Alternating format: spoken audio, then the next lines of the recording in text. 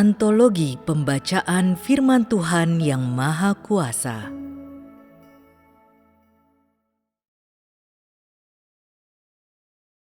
Kebenaran sesungguhnya di balik karya penaklukan.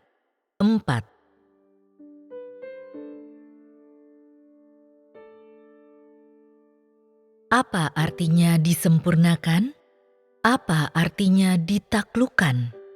Kriteria apa yang harus dimiliki seseorang agar dapat ditaklukkan? Kriteria apa yang harus dimiliki seseorang supaya dapat disempurnakan? Baik penaklukan maupun penyempurnaan, keduanya bertujuan untuk membentuk manusia supaya ia dapat kembali kepada gambarnya semula dan dibebaskan dari pengaruh iblis dan dari watak iblisnya yang rusak. Penaklukan lebih dahulu terjadi dalam proses pembentukan manusia, yang artinya proses tersebut adalah langkah pertama dari pekerjaan itu. Penyempurnaan adalah langkah kedua atau pekerjaan penutup. Setiap manusia harus melewati tahap ditaklukkan. Jika tidak, ia tidak akan bisa mengenal Tuhan dan tidak akan mengetahui bahwa Tuhan itu ada, yang berarti ia tidak akan bisa mengakui Tuhan. Jika seseorang tidak mengakui Tuhan, tidak mungkin baginya untuk dilengkapi Tuhan, sebab ia tidak akan memenuhi persyaratan untuk penyelesaian ini. Jika mengakui Tuhan pun tidak, bagaimana mungkin engkau dapat mengenalnya? Bagaimana mungkin engkau akan mencari Dia? Engkau juga tak akan bisa menjadi saksi bagi Dia, apalagi memiliki iman untuk memuaskannya. Jadi, bagi setiap orang yang ingin dilengkapi, langkah pertama haruslah melewati pekerjaan penaklukan. Inilah persyaratan pertama. Akan tetapi, baik penaklukan maupun penyempurnaan, masing-masing bertujuan untuk membentuk manusia dan mengubahnya, dan masing-masing adalah bagian dari pekerjaan pengelolaan manusia. Kedua tahap ini diperlukan dalam mengubah seseorang menjadi pribadi yang lengkap. Satu tahap pun tidak boleh dilewatkan. Memang, ditaklukkan tidak terlalu enak kedengarannya, tetapi sebenarnya proses penaklukan seseorang adalah proses mengubahkan dirinya. Setelah ditaklukkan, engkau mungkin tidak langsung menyingkirkan semua watakmu yang rusak seluruhnya, tetapi engkau akan menyadarinya. Melalui pekerjaan penaklukan, engkau akan menyadari kemanusiaanmu yang rendah dan juga mengetahui betapa besar ketidaktaatanmu. Meskipun engkau tak akan bisa membuang atau mengubah watakmu dalam periode pekerjaan penaklukan yang singkat, engkau akan menyadarinya. Hal ini meletakkan dasar untuk penyempurnaanmu. Jadi, penaklukan dan penyempurnaan keduanya bertujuan untuk mengubah manusia. Keduanya dilakukan untuk membersihkan manusia dari watak iblisnya yang rusak, sehingga ia dapat menyerahkan dirinya sepenuhnya kepada Tuhan. Hanya saja, ditaklukkan memang langkah pertama dalam pengubahan watak manusia, dan juga langkah pertama agar manusia dapat memberikan dirinya sepenuhnya kepada Tuhan, langkah yang lebih rendah dari langkah disempurnakan. Perubahan watak hidup seorang yang telah ditaklukkan masih jauh di bawah perubahan watak hidup orang yang telah disempurnakan. Ditaklukkan dan disempurnakan berbeda maknanya satu dengan yang lain, karena keduanya adalah dua fase pekerjaan yang berbeda, dan karena keduanya membuat orang berada pada standar yang berbeda. Penaklukan membawa mereka pada standar yang lebih rendah, sementara penyempurnaan membawa mereka pada standar yang lebih tinggi. Orang yang disempurnakan adalah orang benar, orang yang dikuduskan dan dimurnikan. Merekalah perwujudan pekerjaan pengelolaan kemanusiaan atau hasil akhirnya. Meskipun mereka bukan manusia sempurna, mereka adalah orang-orang yang berupaya menjalani hidup yang berarti. Namun, orang-orang yang ditaklukkan hanya secara lisan saja mengakui bahwa Tuhan itu ada. Mereka mengakui bahwa Tuhan sendiri telah berinkarnasi, bahwa Firman telah menampakkan diri dalam daging, dan bahwa Tuhan telah datang ke bumi untuk melakukan pekerjaan penghakiman dan hajaran. Mereka juga mengakui bahwa penghakiman dan hajaran Tuhan serta pukulan dan pemurniannya semuanya bermanfaat bagi manusia. Artinya, mereka baru mulai memiliki gambar manusia dan mereka memiliki sedikit pengertian tentang kehidupan, tetapi mereka masih bingung mengenai hal itu.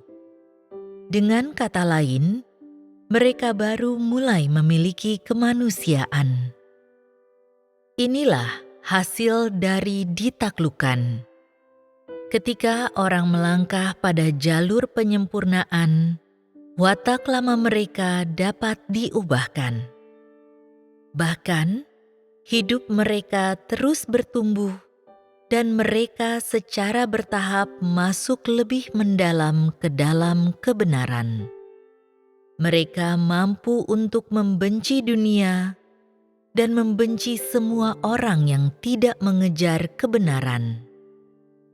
Mereka khususnya membenci diri mereka sendiri, tetapi yang lebih penting, mereka mengenal diri mereka sendiri dengan jelas. Mereka mau hidup sesuai kebenaran dan menjadikan pengejaran mereka akan kebenaran sebagai tujuan. Mereka tidak mau hidup dalam pemikiran yang dihasilkan otak mereka sendiri, dan mereka merasa benci dengan pembenaran diri sendiri, keangkuhan dan kesombongan manusia. Mereka berbicara dengan sangat memperhatikan apa yang patut, menangani segala sesuatu dengan kearifan dan hikmat, serta setia dan taat kepada Tuhan. Saat mengalami hajaran dan penghakiman, mereka bukan hanya tidak menjadi pasif atau lemah, tetapi mereka bersyukur untuk hajaran dan penghakiman dari Tuhan. Mereka percaya bahwa mereka tak bisa berbuat apa-apa tanpa hajaran dan penghakiman Tuhan. Mereka dapat menerima perlindungannya melalui hajaran dan penghakiman itu. Mereka tidak mengejar iman untuk mendapatkan kedamaian dan sukacita, atau iman untuk mendapatkan makanan demi memuaskan rasa lapar mereka. Mereka juga tidak mengejar kesenangan daging yang sementara. Beginilah orang-orang yang telah disempurnakan. Setelah orang ditaklukkan, mereka mengakui bahwa Tuhan itu ada. Akan tetapi, tindakan apapun yang menyertai pengakuan akan keberadaan Tuhan, tindakan-tindakan ini terbatas dalam diri mereka. Apa sebenarnya arti firman yang menampakkan diri dalam daging? apa arti inkarnasi? Apa yang telah dilakukan Tuhan yang berinkarnasi? Apa tujuan dan makna pekerjaannya?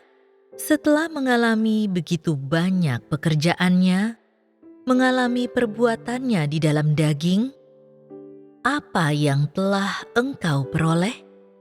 Hanya setelah memahami semua perkara ini, engkau menjadi seorang yang ditaklukkan.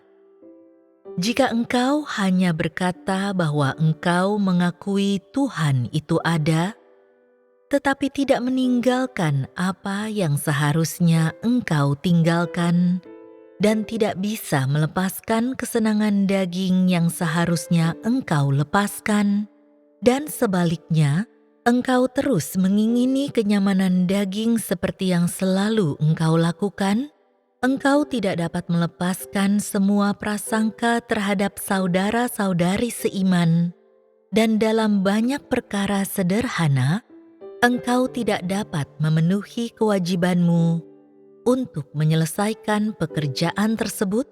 Hal itu membuktikan bahwa engkau masih belum ditaklukkan. Dalam hal ini, sekalipun engkau memahami banyak hal, semua itu sia-sia saja. Orang-orang yang telah ditaklukkan adalah mereka yang telah mencapai tahap awal perubahan dan tahap awal jalan masuk. Mengalami penghakiman dan hajaran Tuhan membuat mereka mulai memiliki pengenalan akan Tuhan dan pemahaman awal akan kebenaran. Meskipun untuk banyak kebenaran yang lebih mendalam dan terperinci engkau tidak dapat benar-benar masuk ke dalam realitasnya, engkau dapat menerapkan banyak kebenaran dasar dalam kehidupan nyatamu, misalnya kebenaran yang menyangkut kesenangan dagingmu atau kedudukanmu sendiri. Tentu saja, semua ini adalah hal yang dicapai dalam diri orang-orang yang mengalami penaklukan.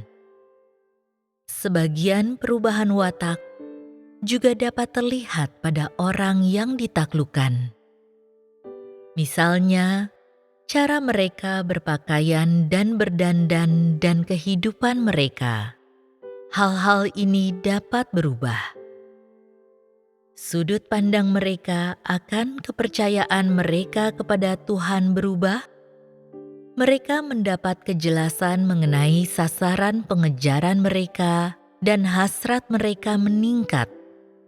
Dalam perjalanan menjadi orang yang ditaklukkan, watak hidup mereka pun sama halnya dapat berubah. Bukan berarti mereka tidak berubah sama sekali. Hanya saja, perubahan mereka dangkal, masih di tahap awal, dan jauh lebih kecil dibandingkan perubahan watak dan sasaran pengejaran yang akan terlihat setelah seseorang disempurnakan. Jika dalam perjalanan menjadi orang yang ditaklukkan, watak seseorang tidak berubah sama sekali, dan ia tidak memperoleh kebenaran sedikit pun, orang seperti ini hanya sepotong sampah dan sama sekali tidak berguna. Orang-orang yang belum ditaklukkan tidak dapat disempurnakan. Jika seseorang hanya ingin ditaklukkan, ia tak bisa sepenuhnya dilengkapi, sekalipun wataknya menunjukkan sedikit perubahan yang sesuai selama pekerjaan penaklukan. Ia juga akan kehilangan kebenaran awal yang telah diperolehnya. Ada perbedaan besar antara banyaknya perubahan watak pada orang yang ditaklukkan dan pada orang yang disempurnakan. Namun, ditaklukkan adalah langkah pertama dalam perubahan. Langkah ini adalah dasarnya. Tidak adanya perubahan awal ini menjadi bukti bahwa seseorang tidak benar-benar mengenal Tuhan sama sekali, karena pengenalan ini berasal dari penghakiman Dan penghakiman ini adalah bagian utama dalam pekerjaan penaklukan. Jadi, setiap orang yang disempurnakan sudah melewati tahap ditaklukkan. Jika tidak, mereka tidak mungkin sudah disempurnakan. Engkau mengatakan bahwa dirimu mengakui Tuhan yang berinkarnasi dan mengakui bahwa firman menampakkan diri dalam daging, tetapi engkau melakukan beberapa hal tanpa sepengetahuannya, dan engkau tidak bertindak sesuai dengan tuntutannya dan tidak takut akan Dia. Apakah ini yang disebut mengakui Tuhan? Engkau mengakui apa yang Dia katakan, tetapi engkau tidak mau melakukan bahkan hal-hal yang dapat engkau lakukan, dan engkau tidak patuh seperti yang diinginkannya. Apakah ini yang disebut pengakuan? Engkau mengakui Dia, tetapi pola pikirmu hanya untuk berjaga-jaga terhadapnya, tak pernah menghormatinya. Jika engkau sudah melihat dan mengakui pekerjaannya, dan engkau mengetahui bahwa Dia itu Tuhan, tetapi engkau tetap suam-suam kuku dan sama sekali tidak berubah, engkau tetap bukan orang yang sudah ditaklukkan. Seseorang yang sudah ditaklukkan semestinya melakukan segala yang bisa dilakukannya. Ia ingin masuk dan meraih kebenaran yang lebih tinggi, sekalipun ia belum sanggup meraihnya. Semua ini hanya karena ia masih terbatas dalam apa yang dapat dipahaminya, sehingga penerapannya terkungkung dan terbatas. Akan tetapi, paling tidak, ia semestinya melakukan segala sesuatu yang masih bisa dilakukannya.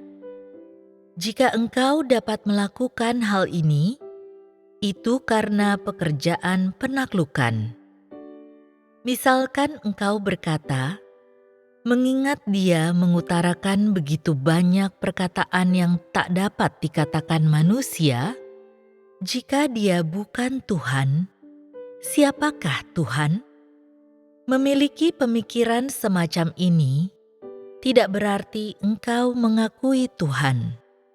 Jika engkau mengakui Tuhan, engkau harus menunjukkannya melalui tindakan nyatamu. Memimpin gereja, tetapi tidak dapat melakukan kebenaran, dan mengingini uang serta selalu diam-diam menyalurkan uang gereja ke kantongmu sendiri. Apakah ini yang dikatakan mengakui bahwa Tuhan itu ada? Tuhan itu Maha Kuasa dan patut ditakuti. Bagaimana mungkin engkau tidak takut jika engkau benar-benar mengakui bahwa Tuhan itu ada? Jika engkau mampu melakukan hal setercela itu, apakah itu sungguh-sungguh mengakui Dia? Apakah Tuhanlah yang engkau percayai? Tuhan yang engkau percayai adalah sosok Tuhan yang samar. Itulah sebabnya engkau tidak takut. Mereka yang benar-benar mengakui dan mengenal Tuhan, semuanya takut akan Dia dan takut melakukan apapun yang menentangnya, atau melakukan sesuatu yang berlawanan dengan hati nurani mereka.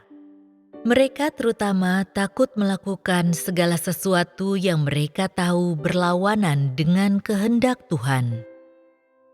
Hanya ini yang dapat dianggap mengakui keberadaan Tuhan. Apa yang akan engkau lakukan ketika orang tuamu mencegahmu mempercayai Tuhan? Bagaimana semestinya engkau mengasihi Tuhan ketika suamimu yang bukan orang percaya memperlakukanmu dengan baik? Bagaimana semestinya engkau mengasihi Tuhan ketika saudara-saudari seiman membencimu? Jika engkau mengakuinya, engkau akan bertindak dengan tepat dan hidup dalam kenyataan dalam semua situasi ini. Jika engkau gagal menunjukkan tindakan yang nyata, tetapi hanya berkata bahwa engkau mengakui keberadaan Tuhan, engkau cuma pandai bicara. Engkau berkata bahwa engkau percaya kepadanya dan mengakui Dia. Namun, dalam hal apakah engkau mengakui Dia? Dalam hal apakah engkau percaya kepadanya? Apakah engkau takut akan Dia? Apakah engkau menghormati Dia? Apakah engkau mengasihi Dia dari kedalaman lubuk hatimu? Waktu engkau tertekan dan tidak memiliki siapapun untuk bersandar, engkau merasa bahwa Tuhan harus dikasihi. Lalu setelahnya, engkau melupakan semua itu.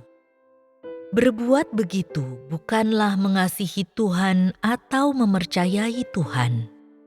Apakah yang Tuhan mau untuk dicapai manusia pada akhirnya? Semua keadaan yang kusebutkan, seperti berpikir bahwa engkau adalah orang penting, merasa bahwa engkau cepat menguasai keadaan, mengendalikan orang lain, memandang rendah kepada orang lain, menghakimi orang lain berdasarkan penampilannya, menganiaya orang jujur, mengingini uang gereja, dan sebagainya, hanya bila semua watak rusak ini telah dihapuskan darimu hingga taraf tertentu, barulah penaklukanmu akan terwujud nyata. Pekerjaan penaklukan yang dilakukan pada engkau sekalian memiliki arti yang paling dalam. Pertama, pekerjaan ini bertujuan untuk menyempurnakan sekelompok orang, artinya untuk menyempurnakan mereka menjadi sekelompok pemenang sebagai kelompok pertama yang disempurnakan, yakni buah sulung. Kedua, pekerjaan ini bertujuan untuk memberi kesempatan kepada makhluk ciptaan untuk menikmati kasih Tuhan, menerima keselamatan Tuhan yang terbesar, dan menerima keselamatan penuh dari Tuhan, mengizinkan manusia untuk menikmati bukan hanya kemurahan dan kasih setia, tetapi yang lebih penting, hajaran dan penghakiman. Sejak dari penciptaan dunia sampai sekarang, segala yang Tuhan lakukan dalam pekerjaannya adalah kasih tanpa kebencian kepada manusia. Bahkan, hajaran dan penghakiman yang telah engkau lihat pun adalah kasih yang lebih sejati dan nyata. Kasih ini memimpin orang-orang ke jalan hidup manusia yang benar. Ketiga, pekerjaan itu bertujuan untuk menjadi kesaksian di hadapan iblis. Keempat, pekerjaan itu bertujuan untuk meletakkan dasar bagi pekerjaan penyebaran Injil di masa mendatang. Semua pekerjaan yang telah Dia lakukan bertujuan untuk memimpin orang di jalan hidup manusia yang benar, supaya mereka dapat menjalani hidup umat manusia yang normal, karena manusia tidak tahu bagaimana seharusnya menjalani hidup. Tanpa pimpinan seperti ini, engkau hanya akan bisa menjalani hidup yang hampa, hanya akan menjalani hidup yang tak bernilai dan tak bermakna, dan sama sekali tidak akan tahu bagaimana bisa menjadi orang yang normal. Inilah arti terdalam dari penaklukan manusia. Engkau sekalian adalah keturunan Moab.